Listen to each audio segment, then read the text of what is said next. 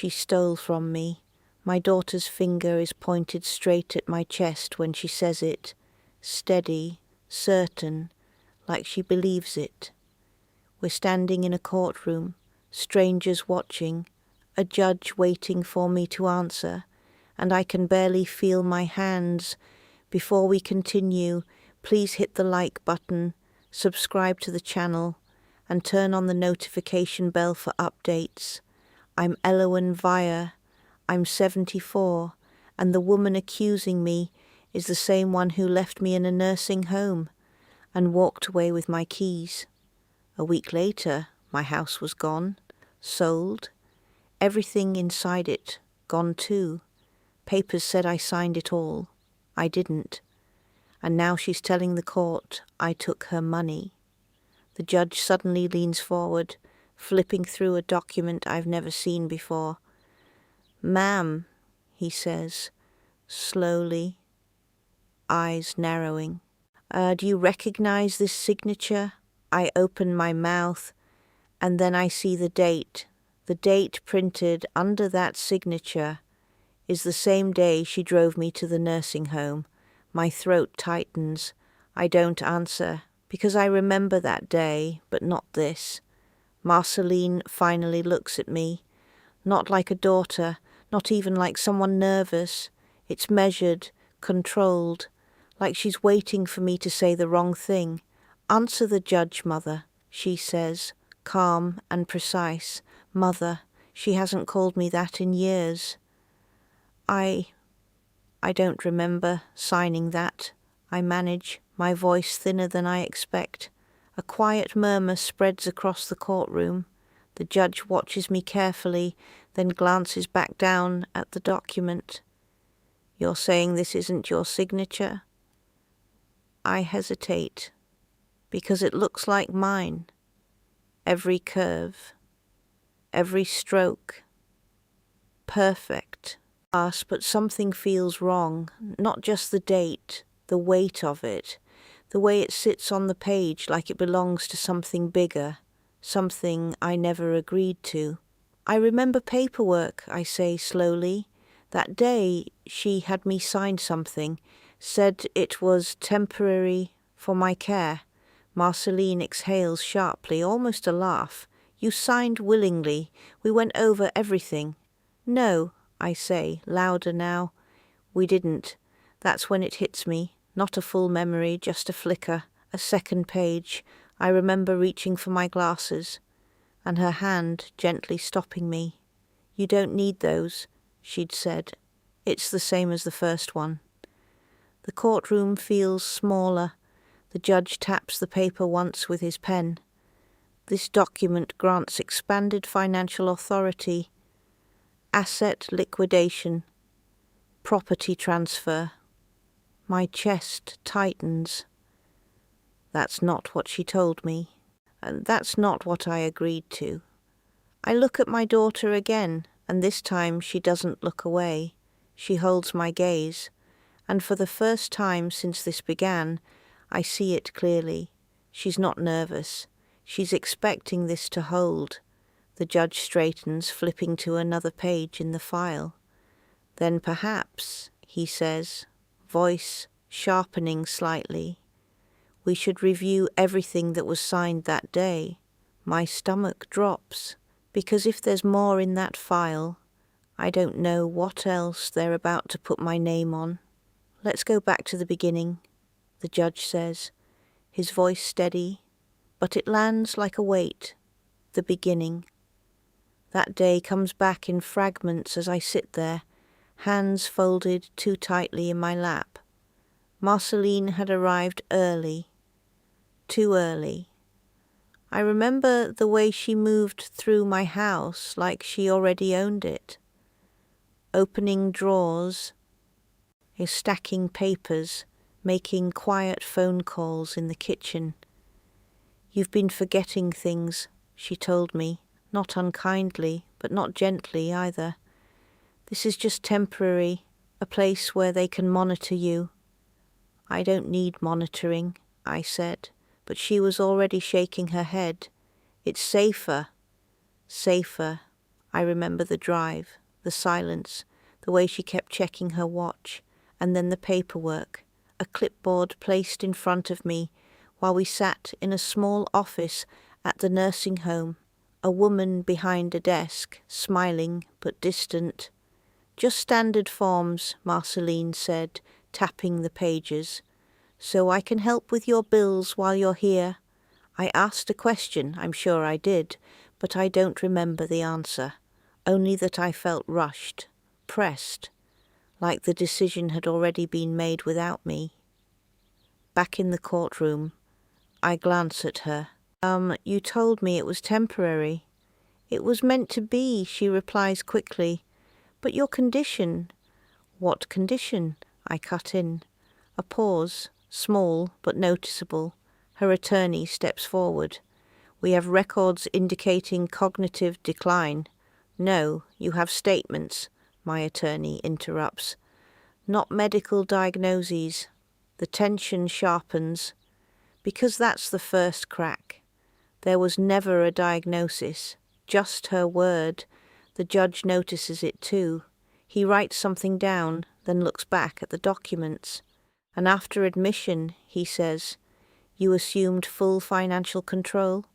"Yes," Marceline answers, "to stabilize things." "By selling the property within 7 days?" the judge asks. Her jaw tightens. "It was necessary." "Necessary," he repeats. I feel something shift, not in the room, but inside it.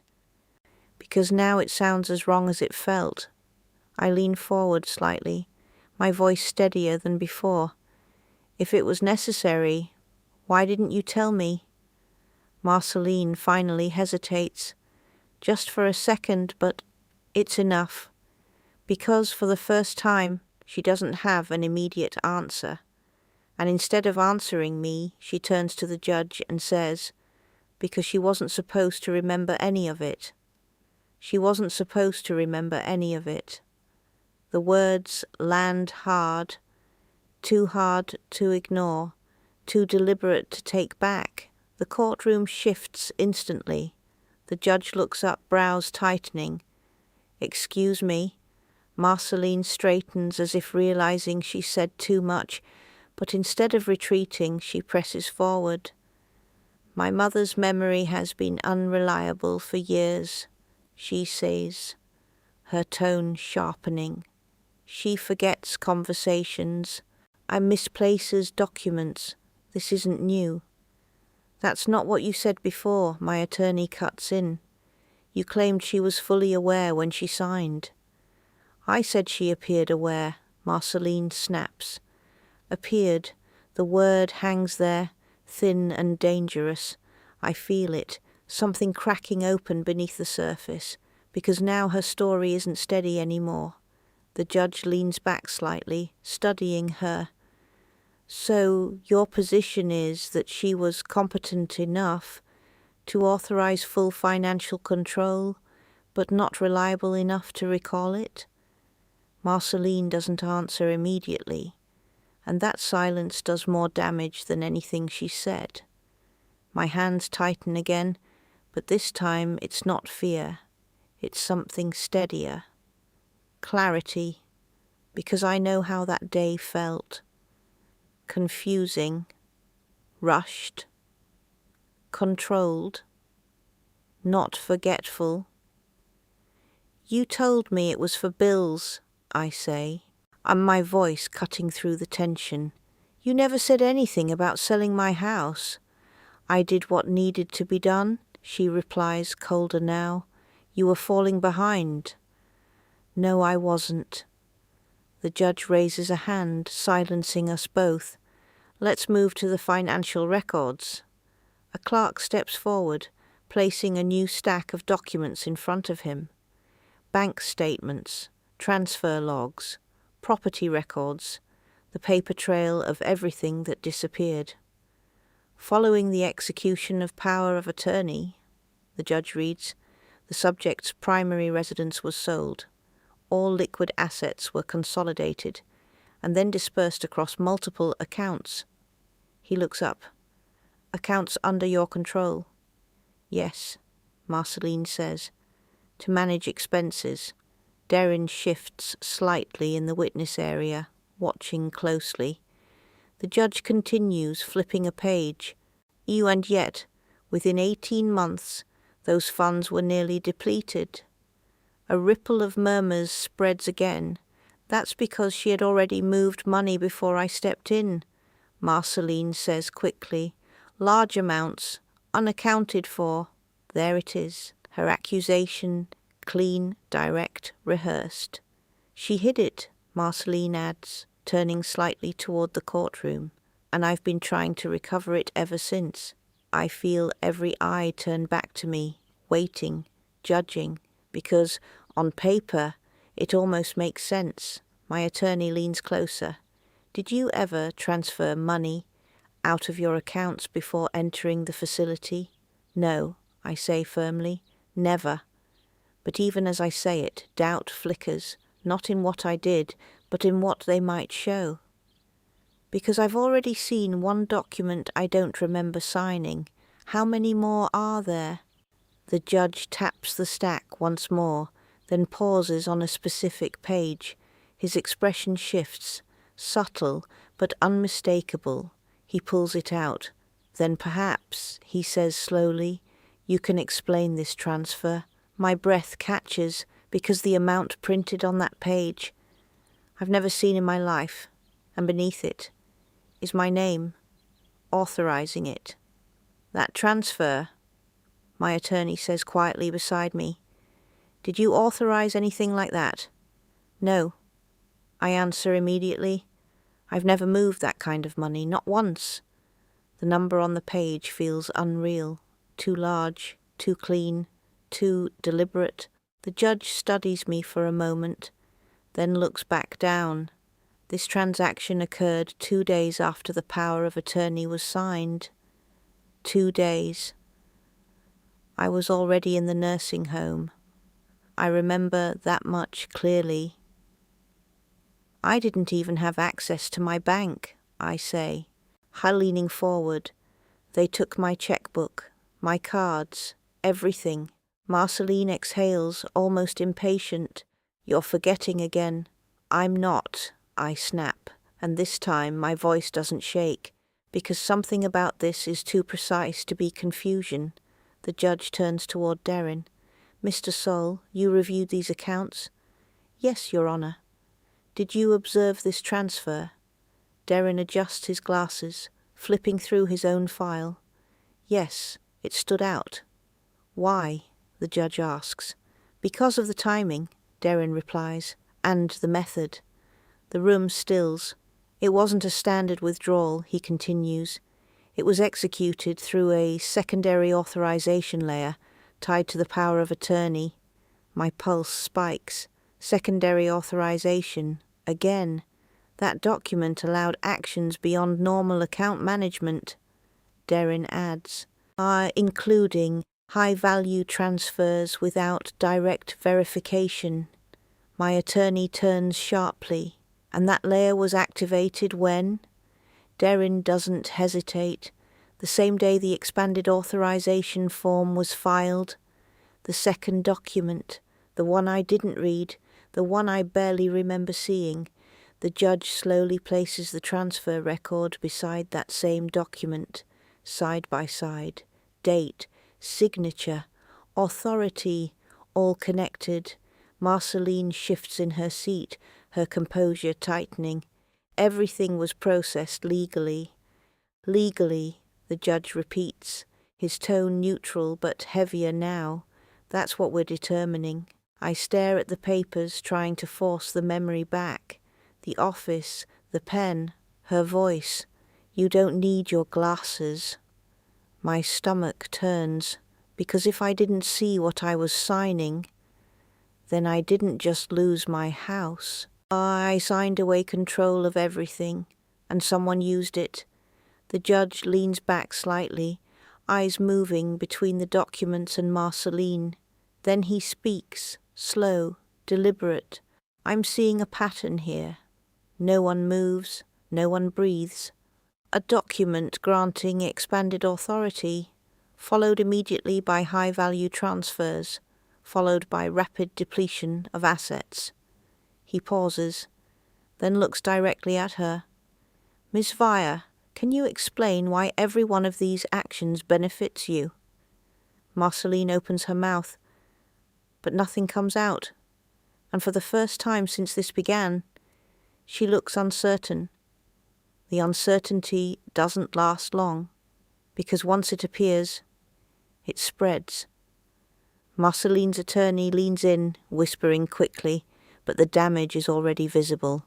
The precision she walked in with is gone, replaced by something tighter, controlled, but strained. The judge closes the folder in front of him with a firm, final sound. I'm ordering a forensic analysis of both signatures tied to this expanded authorization, he says, effective immediately. 3 weeks. That's how long it takes for everything to unravel.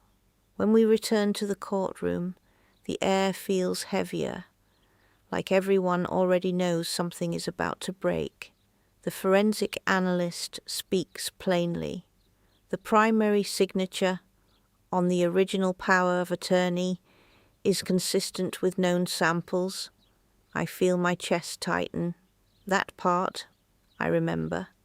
But the secondary document, he continues, lifting the page slightly, shows clear signs of tracing and replication. A pause. It is not an authentic signature. Silence. Then it spreads. Quiet. Sharp. Undeniable. Forged. The word doesn't need to be said out loud. It's already everywhere. Marceline doesn't react right away. She just stares ahead, as if the outcome might still bend in her favor if she refuses to move. It doesn't. The judge's voice cuts through cleanly. This court finds no basis for the accusations against Ms. Elowen Vire. All claims are dismissed. I exhale, but it's not relief, not yet, because he isn't finished. Furthermore, these findings warrant immediate investigation into potential fraud, forgery, and financial exploitation. Now the room shifts, not toward me, toward her. Marceline finally turns her head, just slightly, our eyes meeting for the first time without calculation behind hers. There's no apology, no explanation, just the quiet realization that it's over. Everything she built, every document, every transfer, every accusation collapses under one truth. She created the authority, then used it, and when the money ran out, she needed someone to blame. In the months that follow, the consequences move quickly. Her accounts are frozen. Her professional standing disappears almost overnight. Charges are filed, formal, heavy, irreversible. The same system she relied on now closes in around her. As for me, not everything comes back. The house is gone, the years in that place, gone. But enough is recovered, enough to leave. The day I walk out of the nursing home, no one rushes me, no clipboard, no instructions, just a quiet signature, this time read carefully, twice. My new apartment is smaller, quieter. There's a window. I place a small ivy plant beside it, adjusting the leaves slowly, deliberately. No one interrupts. No one takes anything from my hands, and no one speaks for me. Some losses don't return, but control does, and this time I never let it go again.